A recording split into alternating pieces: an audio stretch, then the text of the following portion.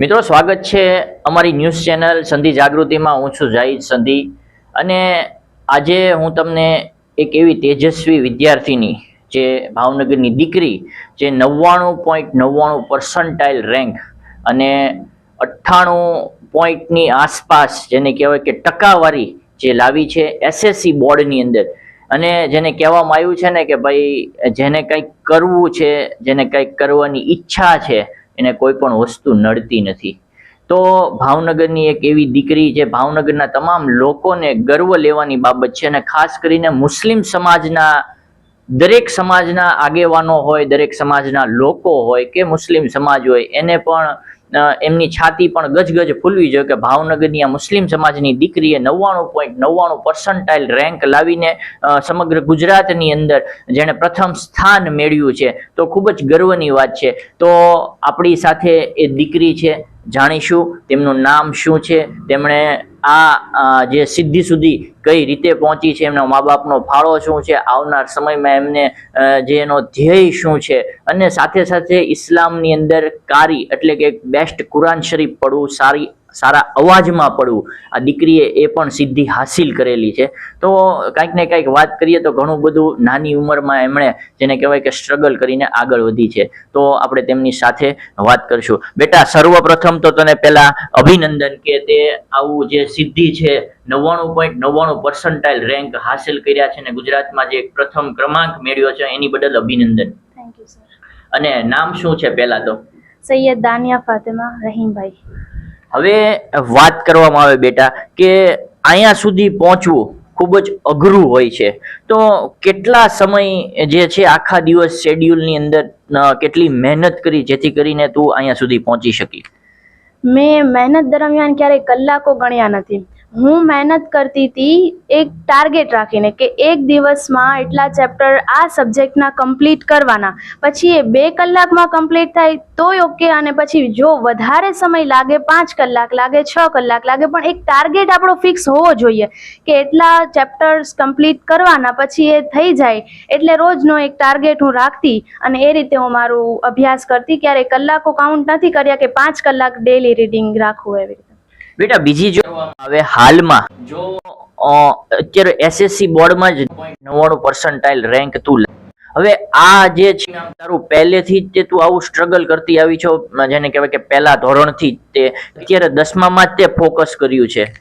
સ્ટાર્ટિંગથી જ હું નાની હતી, ધોરણ 1 થી નર્સરીમાં ઇવન, અને ધોરણ 1 થી ધોરણ 10 સુધી મેં મહેનત કરી અને હંમેશા હું પહેલા નંબર પર આવતી હતી, અને સ્ટાર્ટિંગથી જ મેં પાયો મજબૂત કરેલો છે કે જેથી કરીને ધોરણ 10ની બોર્ડની પરીક્ષામાં સારા માર્ક હું સ્કોર કરી શકું। સ્ટાર્ટિંગથી જ ટીચરની ગાઈડલાઇન પ્રમાણે ચાલતી, એમણે આપેલા મોટિવેશન, એમણે મને જે ગાઈડલાઇન્સ આપ્યું એના પર વર્ક કરતી, એમણે બતાવેલા માર્ગદર્શન ઉપર અને સાચા પંથ પર ચાલતી અને માર્ક સારા લાવી, અને પહેલેથી જ હું મહેનત કરી અને ધોરણ 10ની આ સિદ્ધિ સુધી પહોંચી છું।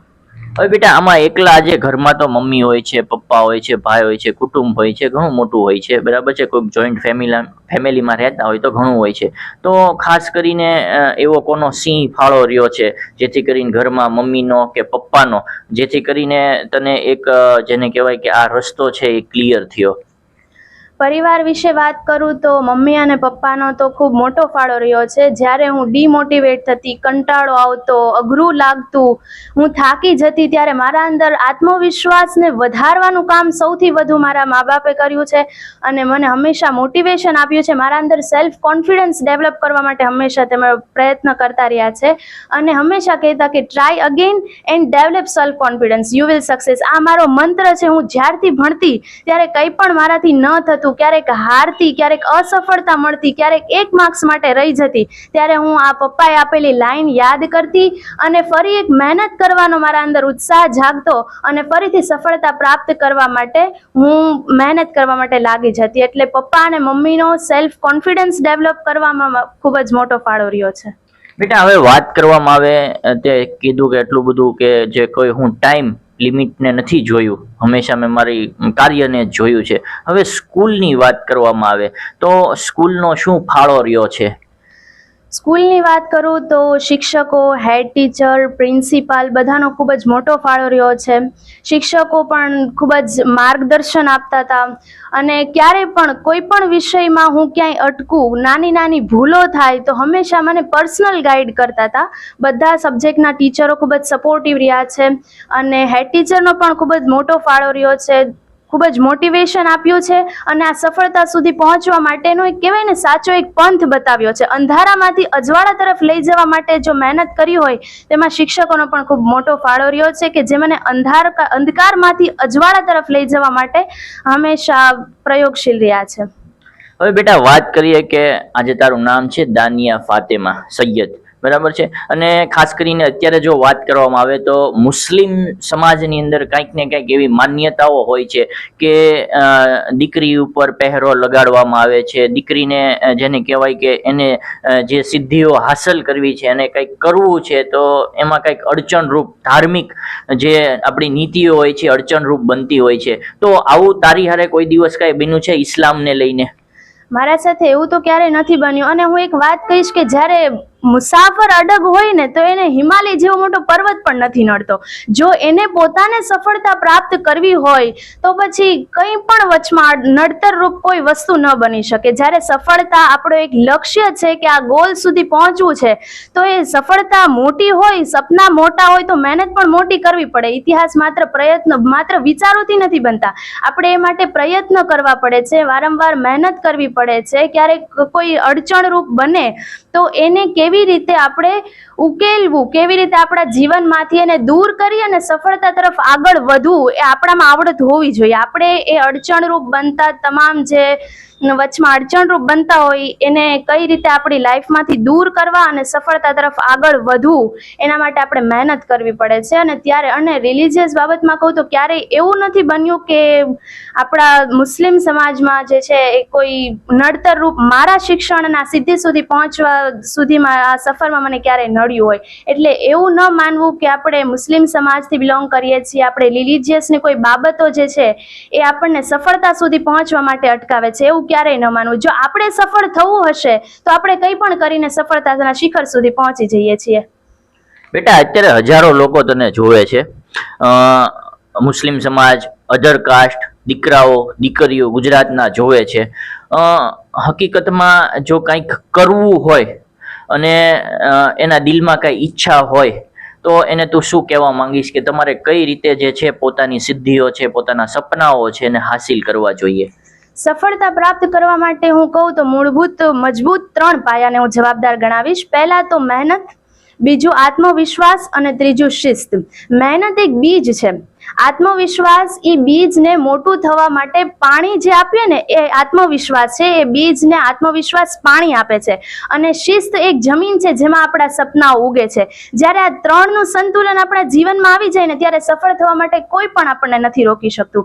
એટલે સૌથી પહેલા આત્મવિશ્વાસ હોવો જોઈએ, આપણી જાત સાથે ડિસિપ્લિન હોવા જોઈએ. શિસ્તબદ્ધ મહેનત કરવામાં આવે ને એટલે આપણને સફળતા પ્રાપ્ત થાય છે. ક્યારે એવું ન માનવું કે સફળતા સુધી પહોંચવા માટે નસીબ જવાબદાર છે, એવું નથી. નસીબનો રોલ છે, સાથે સાથે મહેનત કરવાની છે, આપણા અંદર આત્મવિશ્વાસ રાખવાનો છે. આપણી ડિસિપ્લિનમાં રહી અને શિસ્તબદ્ધ જ્યારે મહેનત કરવામાં આવે ત્યારે આપણે સફળતાને પ્રાપ્ત કરી શકીએ છીએ.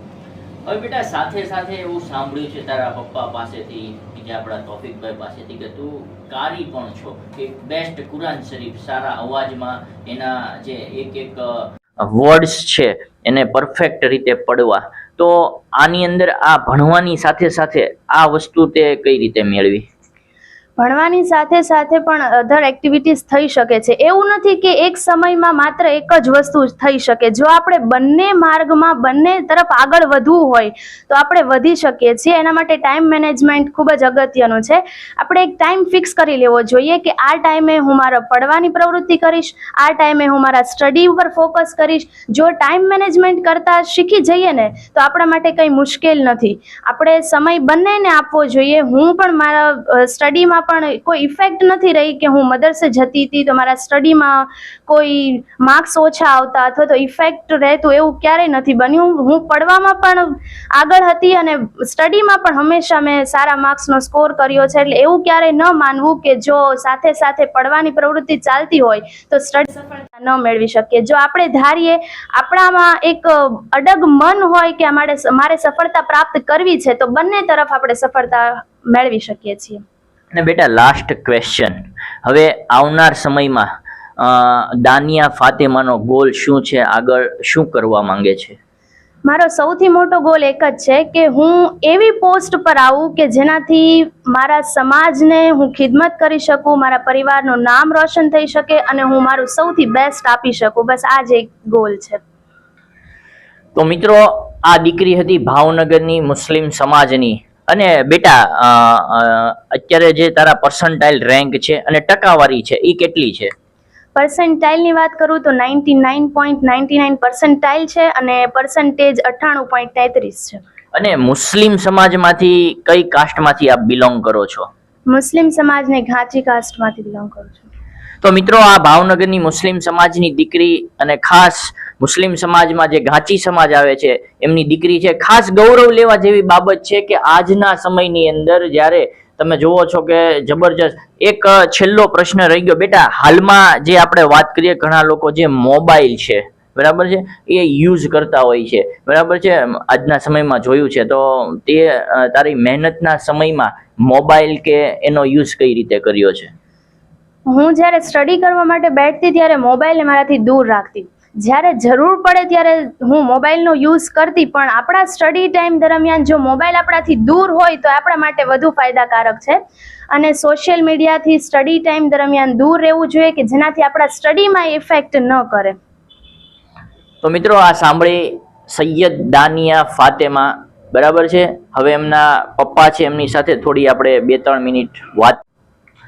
મિત્રો, આગળ જે દીકરીને તમે સાંભળી 99.99 પર્સન્ટાઇલ રેન્ક લાવીને ભાવનગરનું નામ રોશન કર્યું છે અને ગુજરાતની અંદર પણ પ્રથમ ક્રમાંક મેળવ્યો છે.